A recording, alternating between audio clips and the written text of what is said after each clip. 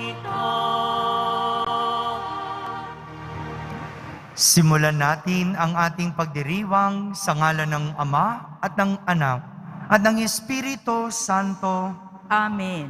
Ang pagpapala ng ating Panginoong Hesukristo, ang pag-ibig ng Diyos Ama at ang pakikipagkaisa ng Espiritu Santo naway sumainyong lahat.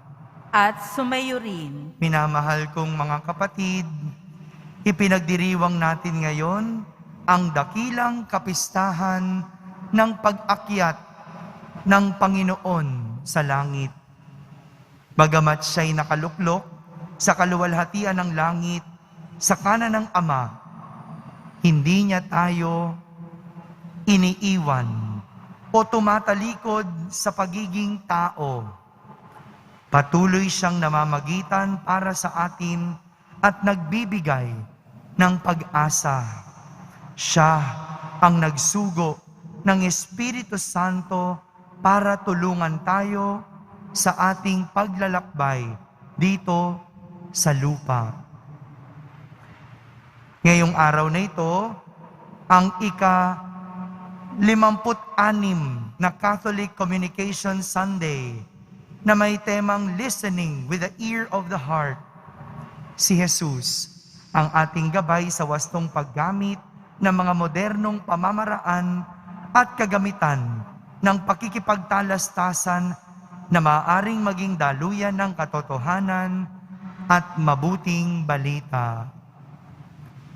Upang tayo'y maging marapat gumanap sa banal na pagdiriwang, aminin muna natin at pagsisihan ang ating mga kasalanan. Inaamin ko sa makapangyarihang Diyos At sa inyo mga kapatid, na luba akong nagkasala sa isip, sa salita at sa gawa, at sa aking pagkukulang. Kaya isinasamo ko sa mahal na Birheng Maria, sa lahat ng mga anghel at mga banal, at sa inyo mga kapatid, na ako'y ipanalangin sa Panginoong ating Diyos. Kaawan tayo na makapangyarihang Diyos, patawarin tayo sa ating mga kasalanan at patnubayan tayo sa buhay na walang hanggan. Amen. Panginoon, kaawaan mo kami. Panginoon, kaawaan mo kami. Kristo, kaawaan mo kami. Kristo, kaawaan mo kami. Panginoon, kaawaan mo kami. Panginoon, kaawaan mo kami.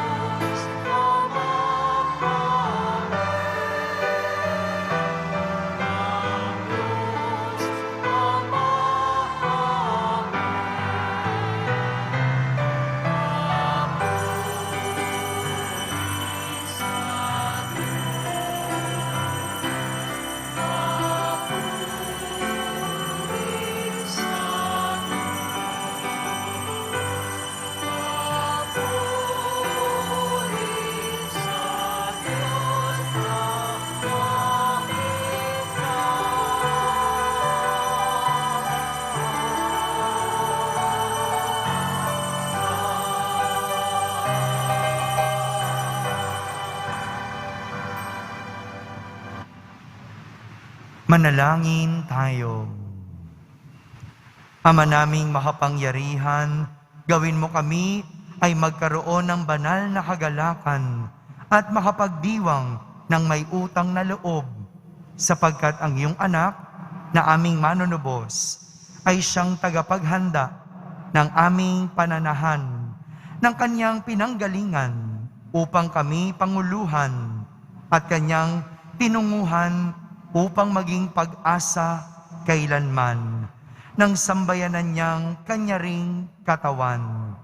Bilang tagapamagitan, kasama ng Espiritu Santo, magpa sa walang hanggan. Magsiupo ang lahat.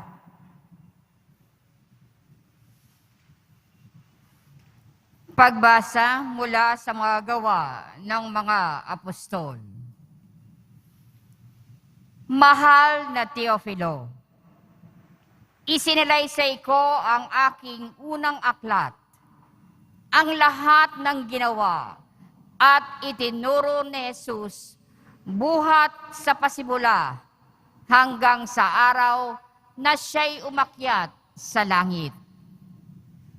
Bago siya umakyat, tinagubilinan niya sa pamamagitan ng Espiritu Santo ang mga apostol na kanyang hinirang. Pagkatapos ng kanyang pagbabata, maraming ulit siyang napakita sa kanila.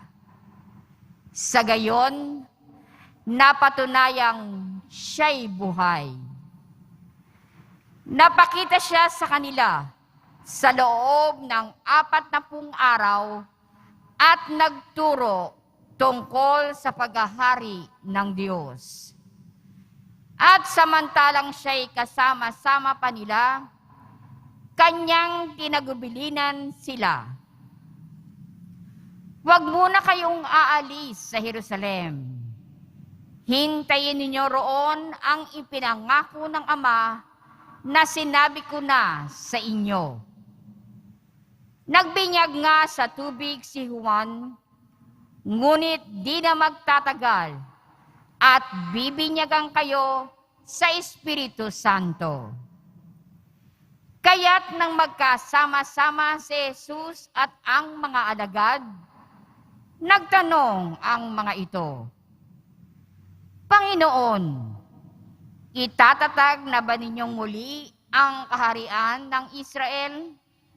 Sumagot siya, ang mga panahon at sandali ay itinakda ng Ama sa kanyang sariling kapangyarihan at hindi na kailangan pang malaman ninyo kung kailan iyon. Ngunit bibigyan kayo ng kapangyarihan pagbaba sa inyo ng Espiritu Santo.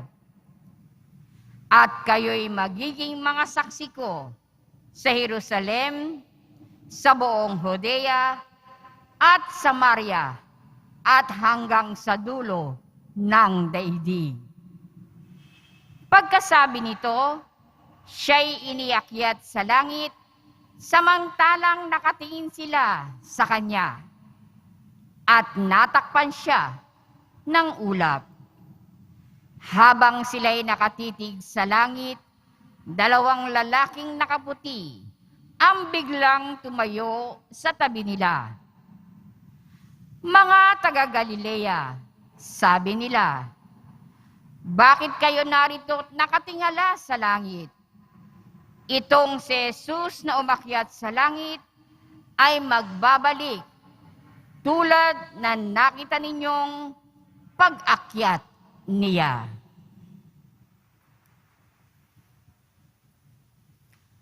Ang salita ng Diyos. Salamat sa Diyos.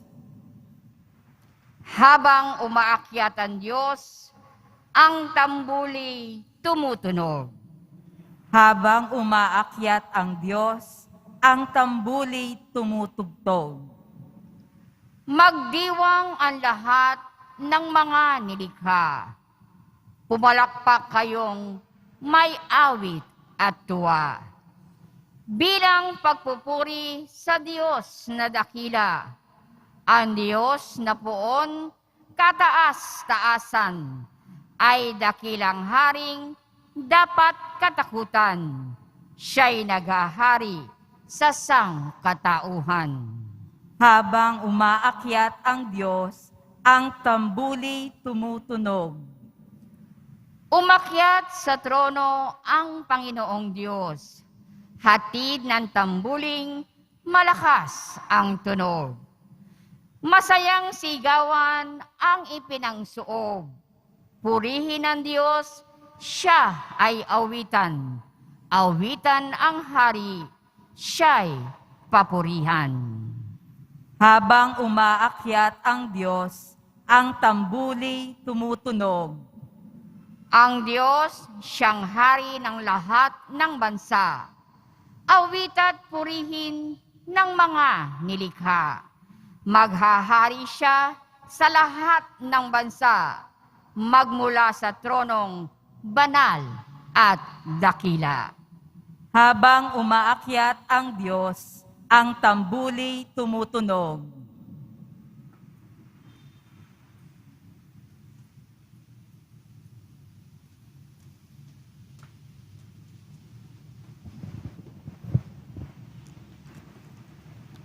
Pagbasa mula sa sulat ni Apostol San Pablo sa mga taga-Efeso. Mga kapatid, hinihiling ko sa Diyos ng ating Panginoong Hesukristo, ang dakilang Ama, na magkalooban niya kayo ng Espiritu ng karunungan at ng tunay ng pagkakikilala sa Kanya. Naway liwanagan ng Diyos ang inyong mga isip upang malaman ninyo ang ating inaasahan sa Kanya pagkatawag sa atin. Ito'y ang kaluwalhatiang inilaan niya sa Kanyang mga hinirang at ang walang hanggang kapangyarihan niya sa atin na mga nananalig sa Kanya. Ang kapangyarihan ding iyon ang muling bumuhay kay Kristo at nagluklok sa Kanya sa kalangitan, sa kanan ng Diyos. Kaya't nasa ilalim ng kapangyarihan ni Kristo ang lahat ng paghahari, kapamalaan, kapangyarihan, at pamunuan. Higit ang Kanyang pangalan kaysa lahat ng pangalan, hindi lamang sa panahong ito, kundi pati sa darating. Ipinailalim ng Diyos ang kapangyarihan ni Kristo, ang lahat ng bagay, at siya ang ginawang ulo ng simbahan. Ito ang katawan ni Kristo, ang kapuspusan niya na pumuspos sa lahat-lahat. Ang salita ng Diyos. Salamat sa Diyos. Magsitayo ang lahat.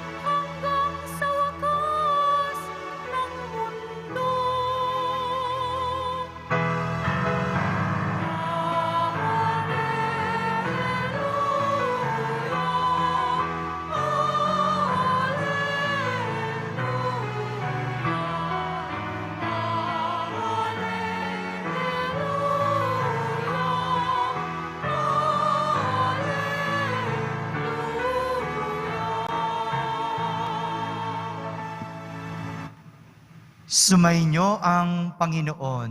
At sumayo rin. Ang wakas ng mabuting balita ng Panginoon ayon kay San Lucas. Papuri sa iyo, Panginoon.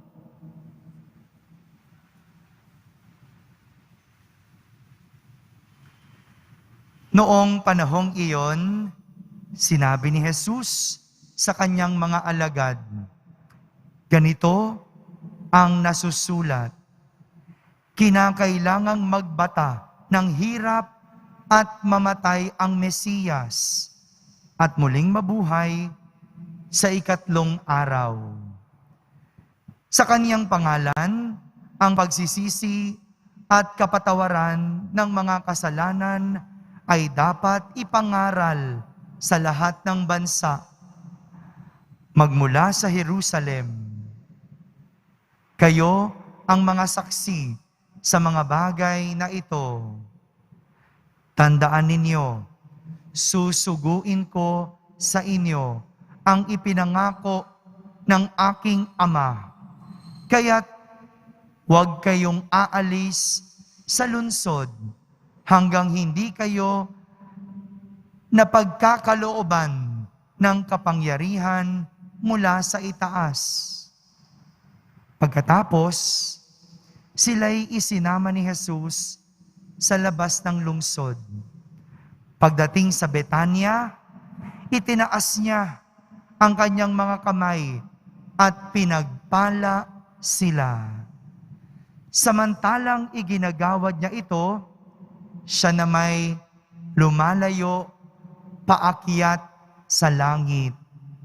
Siya'y sinamba nila. Pagkatapos, sila'y nagbalik sa Jerusalem. Taglay ang malaking kagalakan. Palagi sila sa templo at dooy nagpupuri sa Diyos. Mga kapatid, ang mabuting balita ng Panginoon. Pinupuri ka namin, Panginoong Hesukristo. Magsiupo ang lahat.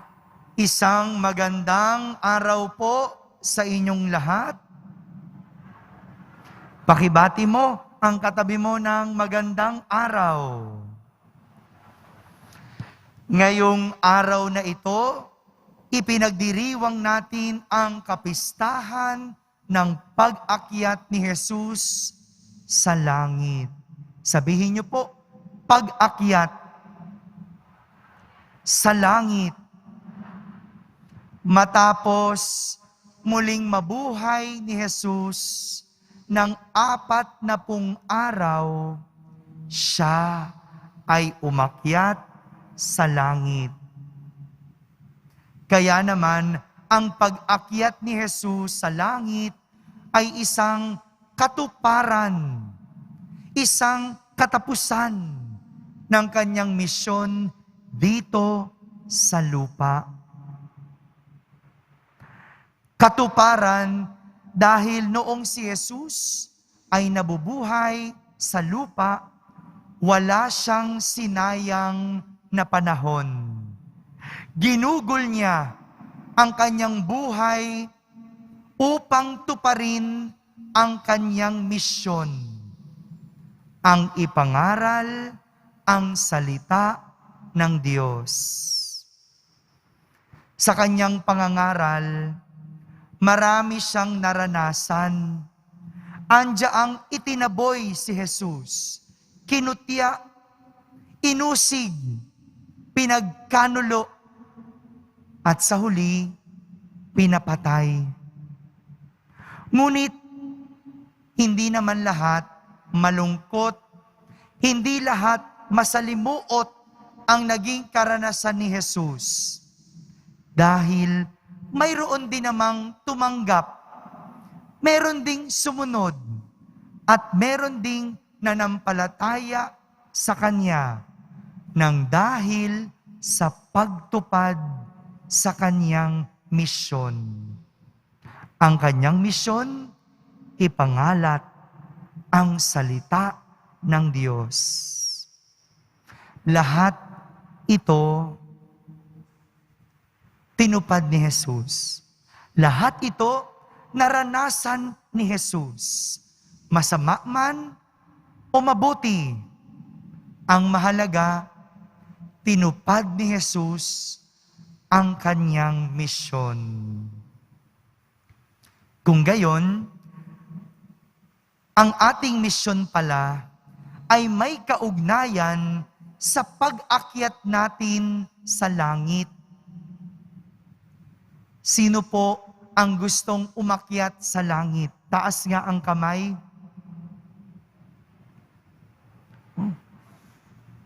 Tingnan nyo yung iba, yung mga hindi nakataas, no? Kalabitin mo na, no? Sabihin mo, kasi mahirap yung tinatanong tayo, hindi tayo makasagot, no? At tingin ko halos lahat tayo gustong umakyat sa langit. Pero, ang tanong, alam mo ba? Alam mo ba kung ano ang iyong misyon? Paano ka aakyat kung hindi mo alam kung ano ang iyong misyon? Minsan, napagkakamalan nating misyon ang ating mga pangarap at gusto. Katulad na lang ng pagiging doktor. Kala natin, yun ang ating misyon. Misyon ko maging doktor, kaya gagalingan ko. Mission ko maging abogado, maging artista, o maging magulang. Pwede rin naman, mission ko manalo at hindi magpatalo o mag-abroad. Hindi po. Hindi mission iyan. Ambisyon. Opo. Hindi mission iyon. Dahil iyon ay isang layunin. O sa Ingles, goal. Dahil ang misyon ay ang pagtahak o ang karanasan patungo sa layunin. Ulitin ko po, ang misyon ay ang pagtahak patungo sa iyong goal o sa iyong layunin. Kung ang layunin mo makapag-abroad, ang mission mo, yung pagtahak mo papunta sa abroad.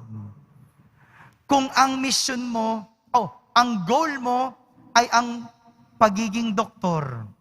Ang mission, yung araw-araw na pag-aaral ng medisina. Yung araw-araw na pagpasok sa eskwela. Yan ang iyong misyon. Malinaw po, ang ating layunin o goal, hindi misyon, kundi ambisyon. Minsan, parang ganito natin tignan ang langit. Isang layunin o isang goal. Lahat tayo inaambisyon na makapunta sa langit. Lahat tayo nakatingin sa langit bilang katapusan ng buhay. Parang yung mga alagad ni Jesus sa unang pagbasa, nakatingala at nakatingin sila sa langit habang umaakyat ito. Akala nila, yun na ang katapusan. Kaya nga ang tanong sa kanila, noong dalawang lalaki na nakaputi na biglang lumitaw sa kanilang tabi, bakit kayo naririto at nakatingala sa langit? Itong si Jesus na umaakyat sa langit ay magbabalik tulad ng nakita niyong pag-akyat niya. Tila ba sinasabi sa kanila, huwag ninyong tignan ang langit. Balikan ninyo ang inyong karanasan kay Jesus at iyon ang langit. Ang langit, hindi ang nasa itaas, kundi ang karanasan ninyo kay Jesus. Dahil pag naranasan nyo si Jesus, yan ang langit. Kaya nga, sa ating ebanghelyo, habang umaakyat si Jesus sa langit, iginawad niya ang pagpapala sa kanyang mga alagad. At sila'y bumalik sa Jerusalem, taglay ang malaking kagalakan. Ito po yung tinutukoy ni Jesus na klase ng langit na nais niyang maranasan ng kanyang mga alagad.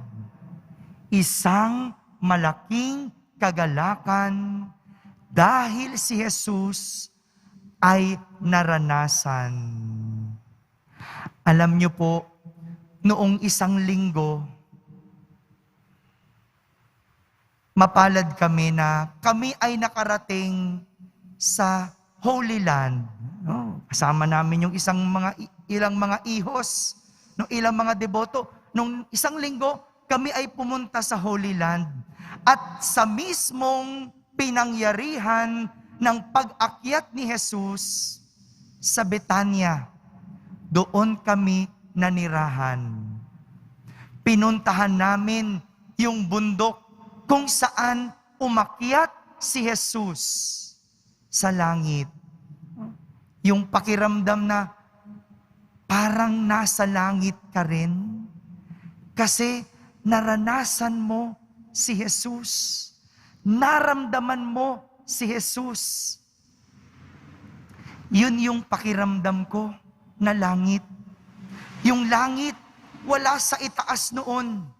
Ang langit noon para sa akin, yung kinatatayuan ko. Yung batong tinayuan ni Jesus bago siya umakyat sa langit. Kasi naramdaman ko ang Diyos. Maaring ang ilan sa atin, hindi man makapunta sa Holy Land, pero yung karanasan natin sa poong Jesus Nazareno, nung tayo'y mapagaling, nung tayo'y pagbigyan sa ating hinihiling, noong tayo'y makapasa sa board exam, nung tayo'y nakaalpas sa hirap, maring ito yung langit natin. Ang langit, hindi hantungan, kundi isang araw-araw na karanasan. Ang langit, hindi lang katapusan, kundi isang pang-araw-araw na karanasan. Meron akong kwento bilang pagtatapos. At itong kwentong ito ay tungkol sa isang wais na matanda ng isang bayan. Lahat ng mga tao pinupuntahan ang wais na matandang ito sapagkat nasa kanya ang lahat ng sagot. Pag may problema, siya ang tinatakbuhan. Kapag may katanungan, siya ang pinupuntahan. Ngunit kahit anong galing ng matandang ito magbigay ng gabay at payo, siya namang hindi magawa sa kanyang tamad na anak. Isang araw, nag-isip ang wais na matanda kung paano tuturuan sa buhay ang kanyang anak. Binigyan niya ito ng isang malaking supot na may lamang 4 na klase ng damit. Isang panlamig, isang pangtaglagas, isang pagtagsibol, at isang pangtag-init na damit. Naglagay ito ng kaunting pagkain at ng isang mapa. Inutusan niya ang kanyang anak na hanapin ang kayamanan. At kapag narating niya ito, pwede na siyang mabuhay ng kumpleto. Kaya naman, dali-daling umalis ang kanyang anak upang hanapin ang kayamanan. Ang araw ay naging linggo. Ang linggo ay naging buwan. At ang buwan ay naging taon. Sa layo ng paglalakbay, maraming dinanas ang anak sa paghahanap ng kayamanan. Andiyaang nalagay sa panganib, nahirapan, nasubok, at nasaktan. Nang matunton niya ang kinaroroonan ng kayamanan, dali-dali niya itong hinukay. Umabot sa kanyang taas ang lalim ng butas, ngunit wala siyang kayamanang natagpuan. Huminto ang anak at nagdesisyong bumalik sa ama. Inis na inis ito dahil pakiramdam niya siya ay naloko.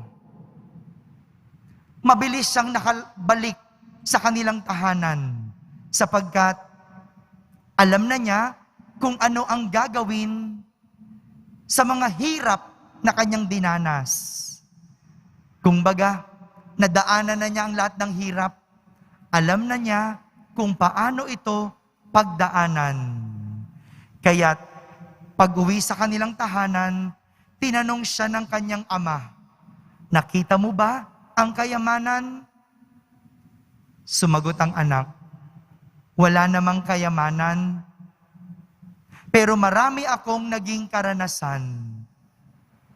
Sapat na yon para ako'y mabuhay ng kumpleto." Marami akong naging karanasan, pero sapat na yon para mabuhay ako ng kumpleto. Ngumiti ang ama at sinabi, "Minsan, akala natin ang tagumpay ng buhay ay nakikita sa katapusan. Dahil madalas, ang tagumpay ng buhay ay nasa pagtahak patungo sa katapusan. Ang katapusan ay resulta lang ng lahat ng ating karanasan at kung paano ito isinasabuhay." Mga kapatid, parang ganito rin ang langit. Ang langit, hindi lang katapusan, hindi lang ating hantungan, kundi isang pang-araw-araw na karanasan. Lahat tayo gusto marating ang langit. Ngunit hindi pa man katapusan, pwede mong gawing langit ang mundo. Dahil ang langit, isang araw-araw na karanasan, kapiling ang Diyos. Amen? Amen. Magsitayo po tayong lahat at sabay-sabay nating ipahayag ang ating pananampalataya. Sumasampalataya ako Sa Diyos amang makapangyarihan sa lahat, na may gawa ng langit at lupa. Sumasampalataya ako kay Jesucristo, iisang anak ng Diyos, Panginoon nating lahat.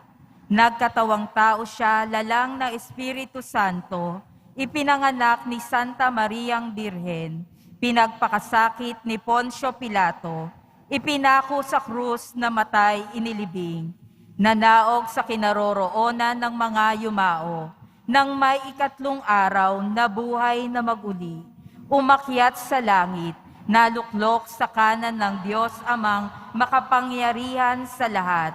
Doon magmumulang paparito at hukom sa nangabubuhay at nangamatay na tao. Sumasampalataya naman ako sa Diyos Espiritu Santo, sa banal na simbahang katolika, sa kasamahan ng mga banal, sa kapatawaran ng mga kasalanan, sa pagkabuhay na muli na nangamatay na tao, at sa buhay na walang hanggan. Amen. Minamahal kong mga kapatid, sa pag-akyat ni Jesus sa langit, humaharap siya sa iyo, Ama, para sa amin. Patuloy mo kaming gabayan hanggang sa makamit din namin ang kalangitan. Buong pagtitiwala nating sabihin, Ama namin, dinggin mo kami. Ama namin, dinggin mo kami.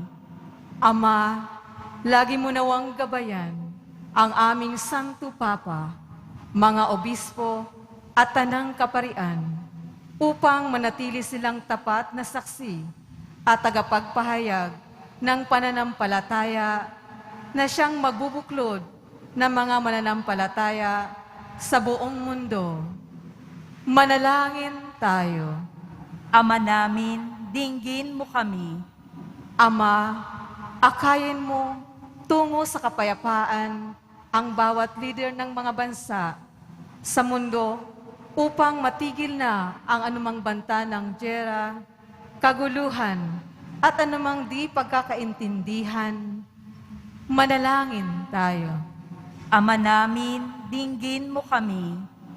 Ama, tanglawan mo ang puso ng mga gumagamit ng media tungo sa katotohanan upang gamitin nila ang kapangyarihan nito, hindi para sa makasariling interes, kundi higit sa lahat, para sa kapakanan ng lahat. Manalangin tayo.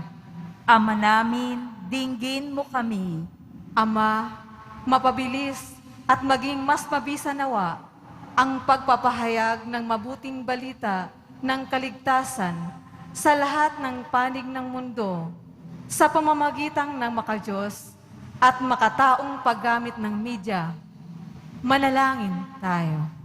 Ama namin, dinggin mo kami.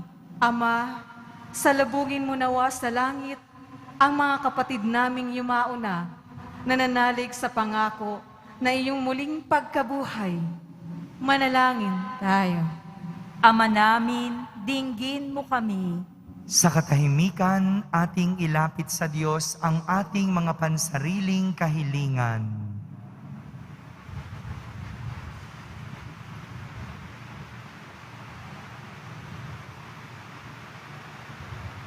Manalangin tayo. Ama namin, dinggin mo kami. Ama, pinupuri namin ang iyong pangalan sa kapistahan ito ng pag-akyat sa langit ng iyong anak. Naway ganap naming pakinabangan ang makalangit na kaloob ng katotohanan ito at ihatid kami nito sa kaharian mong walang hanggan, alang-alang kay Kristo na aming Panginoon. Amen. Magsiupo ang lahat.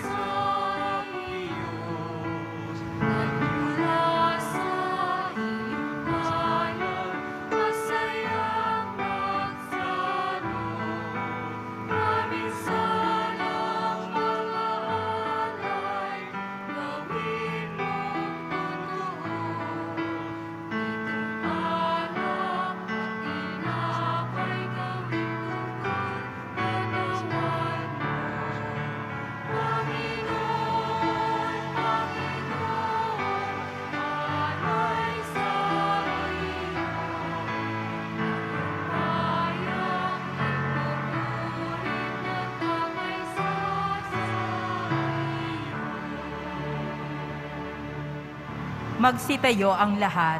Manalangin kayo mga kapatid upang ang paghahain natin ay kalugdan ng Diyos amang makapangyarihan.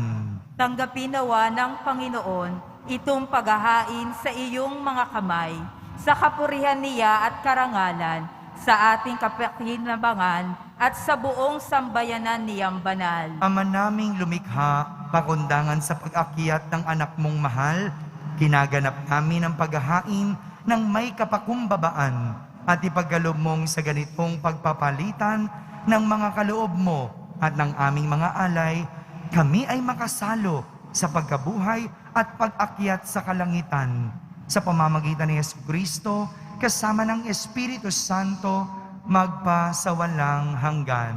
Amen. Sumainyo ang Panginoon. At sumayo rin. Itaas sa Diyos ang inyong puso at diwa. Itinaas na namin sa Panginoon. Pasalamatan natin ang Panginoong ating Diyos. Marapat na siya ay pasalamatan. Ama naming makapangyarihan, tunay ngang marapat na ikaw ay aming pasalamatan. Kasama at kamatayan, matapos na lupigin ng anak mong si Jesus na Panginoon namin, siya ngayoy umakyat sa iyong piling bilang haring dakilang sinasamba ng mga anghel. Siya ang aming tagapamagitang nakikiusap sa iyo para sa tanan. Siya ang tagapasya sa lupa't kalangitan. Hindi niya iwinaksi ang aba naming pagkatao sa pagluklok sa kanan mo, sapagkat kami ang katawan at siya ang ulo. Ang pag-akyat niya'y katiyakang sasapit kami sa iyo. Kaya kaysa ng mga anghel na nagsisiawit ng papuri sa iyo nang walang humpay sa kalangitan, kami nagbubunyi sa iyong kadakilaan. Santo, Santo, Santo, Panginoong Diyos ng mga hukbo, napupuno ang langit at lupa ng kadakilaan mo, o sana sa kaitaasan, pinagpala ang naparirito sa ngalan ng Panginoon, o sana sa kaitaasan, magsiluhod ang lahat.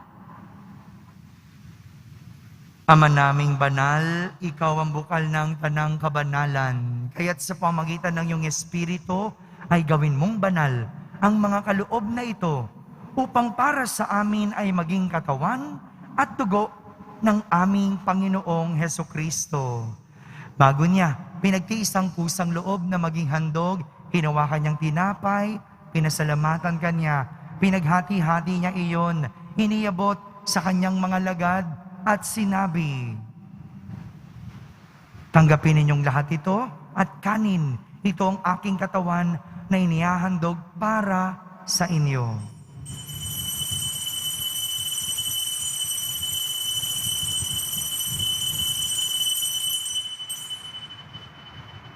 Gayon din naman, nung matapos ang hapunan, hinawakan niyang kalis, muli kanyang pinasalamatan. Iniabot niyang kalis sa kanyang mga lagad, at sinabi, tanggapin ninyong lahat ito at inumin. Ito ang kalis ng aking dugo, ng bago at walang hanggang tipan. Ang aking dugo na ibubuhos para sa inyo at para sa lahat, sa ikapagpapatawad ng mga kasalanan. Gawin ninyo ito sa pag-alaala sa akin.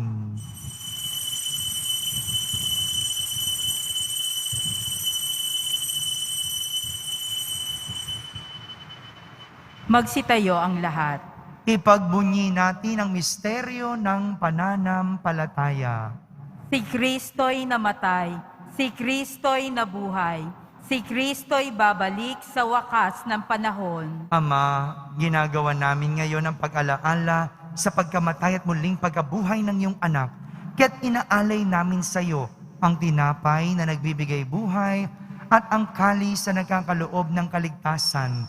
Kami nagpapasalamat dahil kami iyong minarapat na tumayo sa harap mo para maglingkod sa iyo. Isinasamo namin kaming magsasalo-salo sa katawan at dugo ni Kristo ay mabuklod sa pagkakaisa sa pamamagitan ng Espiritu Santo. Ama, lingapin mo ang iyong simbahang laganap sa buong daigdig. Puspusin mo kami sa pag-ibig kaysa ni Francisco na aming Papa, ni Jose na aming obispo at ng tanang kaparian. Alalahanin mo rin ang mga kapatid naming nahimlay na may pag-asang sila'y muling mabubuhay. Gayon din ang lahat ng mga pumanaw. Kaawan mo sila at patuloyin sa iyong kaliwanagan. Kaawan mo at pagindapating kaming lahat na makasalo sa iyong buhay na walang wakas. Kaysa na mahal na Birheng Maria na Ina ng Diyos, ng kabiyak ng puso niyang si San Jose, kaysa ng mga apostol at ng lahat ng mga banal na namuhay dito sa daigdig ng kalugod-lugod sa iyo. May pagdiwang nawa namin ang pagpupuri sa kararangal mo sa pamamagitan ng iyong anak na aming Panginoong Hesukristo. Sa pamamagitan ni Kristo, kasama niya at sa Kanya, ang lahat ng parangal at papuri ay sa iyo, Diyos amang makapangyarihan, kasama ng Espiritu Santo, magpa sa walang hanggan. Amen. Sa tagubilin ng mga nakahagaling na utos at turo ni Jesus na Panginoon natin at Diyos, ipahayag natin ng lakas loob. Ama namin, sumasalangit ka, Sambahin ang ngalan mo, mapasa amin ang kaharian mo, sundin ang loob mo dito sa lupa para nang sa langit.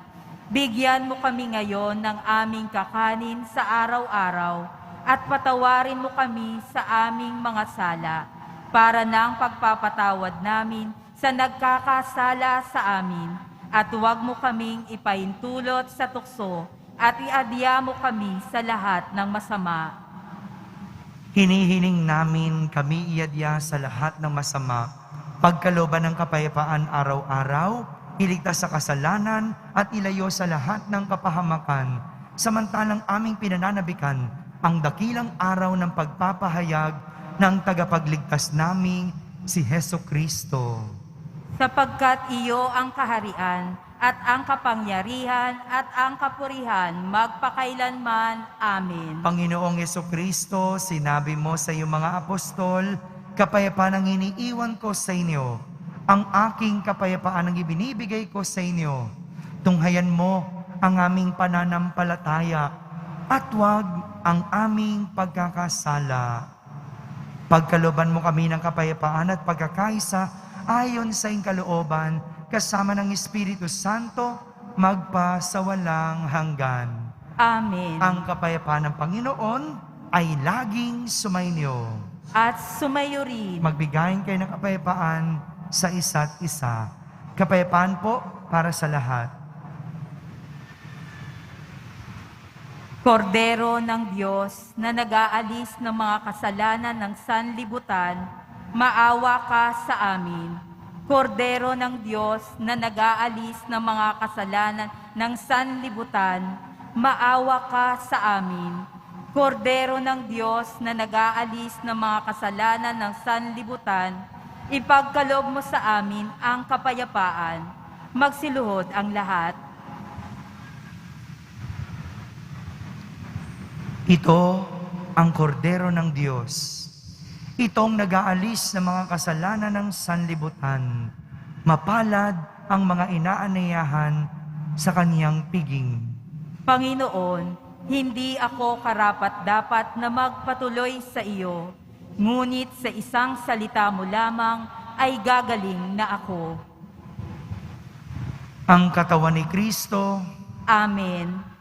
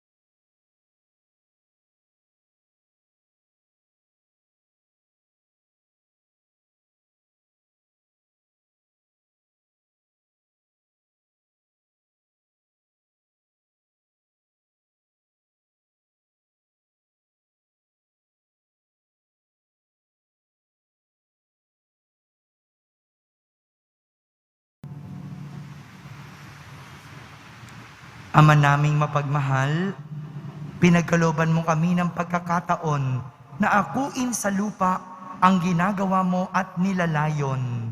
Gawin mong ang loobin namin ay matuon sa iyong pinagluluklukan sa anak mo ngayon, upang kaparis naming tao sa piling mo, siya'y namamagitan kasama ng Espiritu Santo, magpasawalang hanggan. Amen. Sumainyo ang Panginoon. At sumayo rin. Pagbabasbas ng Poong Yesus Nazareno. Mahal na Poong Yesus Nazareno, inihayag mo sa pamamagitan ng krus ang walang maliw na pag-ibig ng Diyos sa sangkatauhan. Pakinggan mo ang kahilingan ng iyong angkan na nagsusumamo sa iyo. Makamtanawan nila ang inyong katugunan at tanggapin ang kasagutan na may utang na loob na tinatanaw. Basbasan din po ninyo ang lahat na may karamdaman, nahihirapan, may mga dalang imahen at dasalan. Sa pamamagitan ng bendisyon na ito, naway maalala nila ang mga pangako nila noon sa binyag, na ikaw ang kanilang iibigin at paglilingkuran bilang Panginoon, magpasawalang hanggan. Amen. At pagpalain kayo ng makapangyarihang Diyos, Ama, Anak, at Espiritu Santo. Amen. Tapos na po ang ating pagdiriwang, humaiking taglay ang pag-ibig at kapayapaan ng Poong Yesus Nazareno. Salamat sa Diyos.